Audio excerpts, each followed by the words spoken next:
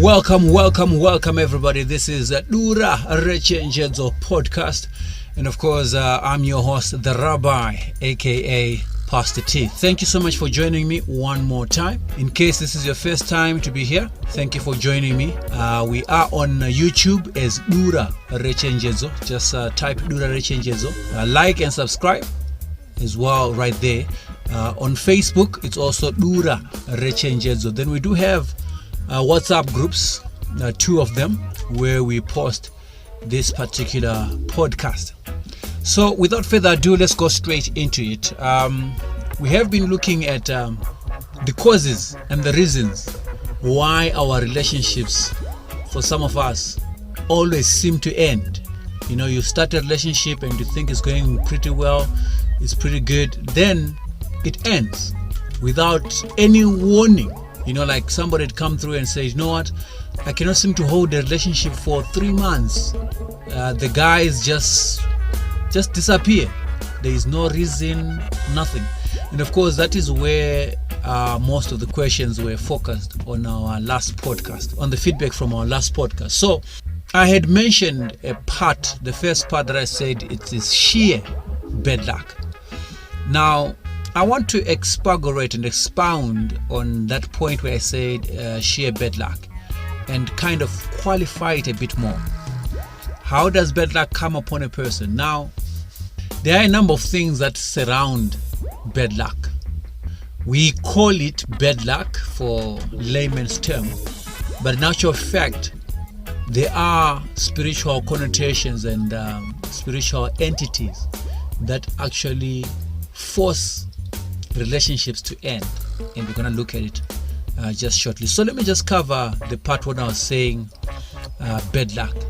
Sometimes, you know, people make mistakes, and part and parcel of that mistake is that you would have fallen into a relationship with somebody who was on a rebound.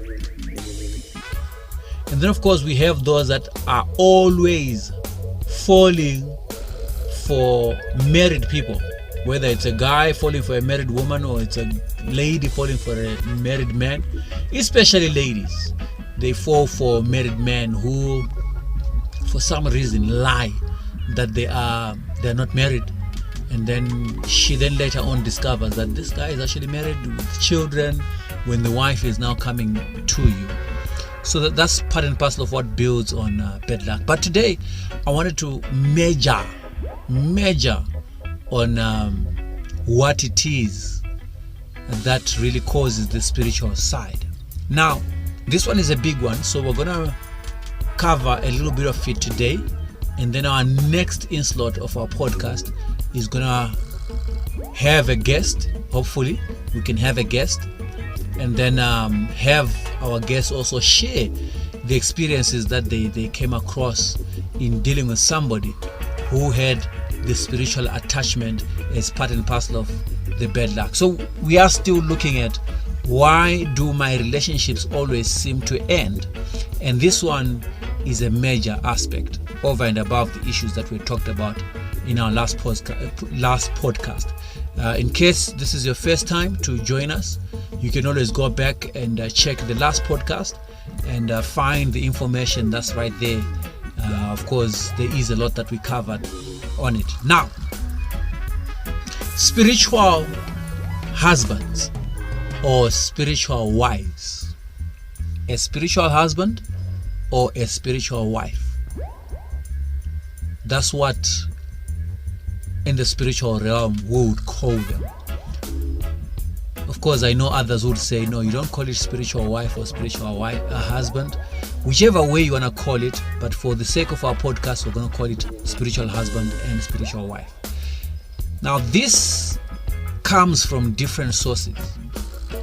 First things first, let's just define what this spiritual husband or spiritual wife does to you that ends your relationships prematurely or seem to push people away from you. Now, a spiritual husband or a spiritual wife is a spiritual system that comes to claim you as its own.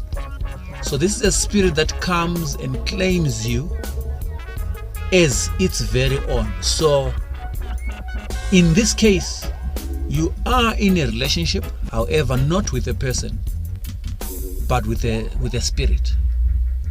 And the spirit, if you are a lady, then takes the form of a husband for you. If you are a man, it takes the form of a wife for you. So it makes you taken, a claimed person.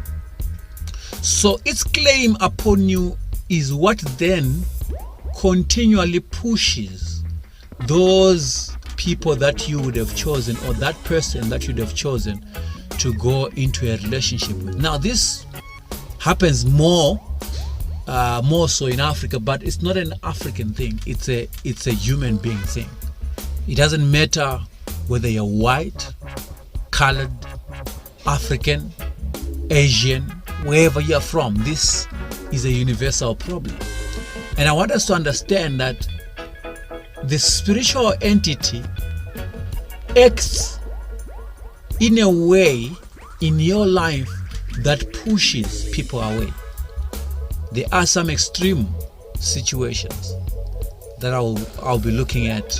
Probably now next podcast we'll be looking at some serious and extreme things. But for today, we're just gonna touch base on what it is that happens, what it is that takes place. Usually people with the spiritual entity that claims them, the spiritual husband or wife that we're talking about today, they somehow act in a way that puts their partner off, or they just find themselves seriously annoyed and unsatisfied with that relationship. Although in hindsight, or when they are now just taking stock of what actually did happen, they will find that there was actually nothing wrong with the person. But this only happens when you have ended the relationship. So this is some of the problems that we face when you have a spiritual husband.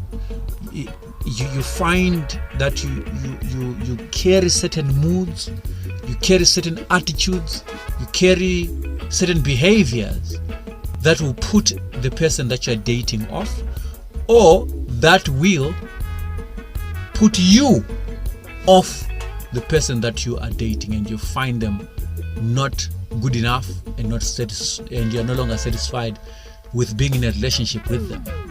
So this is a serious situation that many of us actually do face when it comes to spiritual entities. Where do they come from? I know that could be one of those questions. It depends. There's quite a number of sources when it comes to spiritual entities. And just to scratch the surface of how these things actually do operate. Number one, if you have lived a promiscuous life, a sexual life where you were just having sex with this person and that person, that opens up the spiritual realm for you to become a target for a spiritual husband or wife. Many people think that sex is just sex, but it is not just sex. It is actually a covenant. It is beyond words and physical. It is also spiritual. So as a result, you find yourself basically attached and trapped. Secondly, this would make more sense for an African setup. This is when you have been chosen by the family to be the recipient of an ancestral spirit. This is in the ATR, African traditional religion. So as African traditional religious people, there is what you call the spirit medium, where one becomes chosen.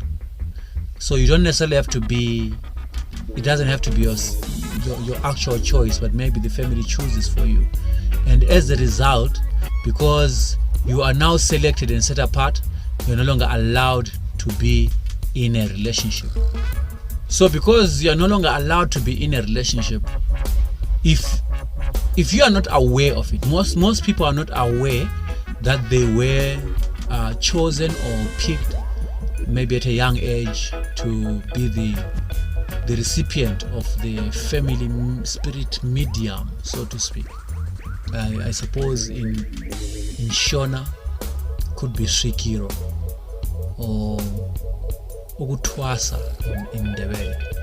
So if you are chosen for Ugutwasa, you may not be aware of the fact that you're chosen of it or for it. Thereby, what then happens is that when you now engage into a relationship, the spiritual realm forces you out of that relationship because you're supposed to remain pure.